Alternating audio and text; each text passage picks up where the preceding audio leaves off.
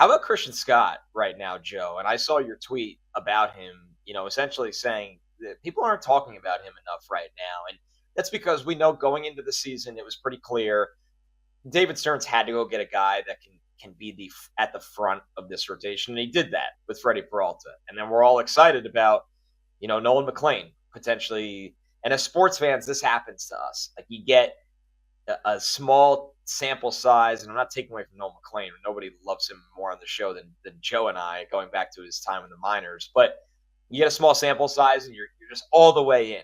On the flip side, you get the inverse of that, where you almost forget about a guy because it was a small sample size and injury with Christian Scott, and he's total non-factor. But he's out there throwing already down in spring training, Joe.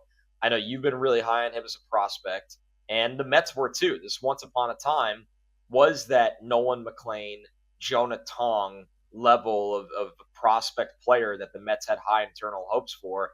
Now he's back. It's great to see him throwing. And Joe, it feels like there's a world where why can't this guy be in the rotation this year? Connor, I would expect it. At some point this year, Christian Scott will start games for the New York Mets, and he's full go for spring training. Like, from my understanding, before he left for the offseason, he obviously worked out into the fall down in Port St. Lucie.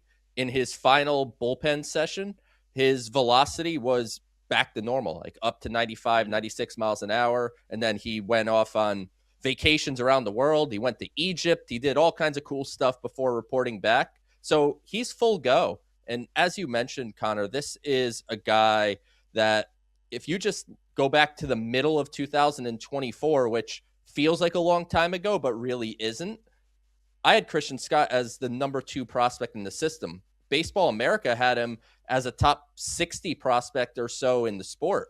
So this is, as you said, very much in line with the type of pitchers that the Mets had with Jonah Tong and Nolan McLean more recently. Obviously, McLean, I think, got to like that next level. So maybe it's more in line with the Brandon Sproat and Jonah Tong type of level. But talking to some people in the organization, Christian Scott's presence, for some, not all, but for some, made them feel a little more okay with losing Brandon Sproat in the trade for Freddie Peralta. So I think the expectations are high. I think they think Christian Scott's going to be exactly what he was, which is a guy with a fastball up, as I said, to 96 miles an hour. It's got that ride on it with that swing and miss. He's got the 2 distinct breaking balls with the sweeper and then the hard gyro slider.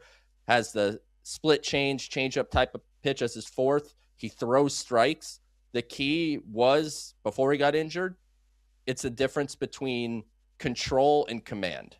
Christian Scott has very good control, needs to improve his command within the strike zone. And if he does that, there's still mid-rotation upside here. So I'm still in on Christian Scott. And if it works out that the Mets don't need him to start games somehow, I don't know how realistic that is, but if they didn't, there's no reason why he can't help out the bullpen at some point this year either.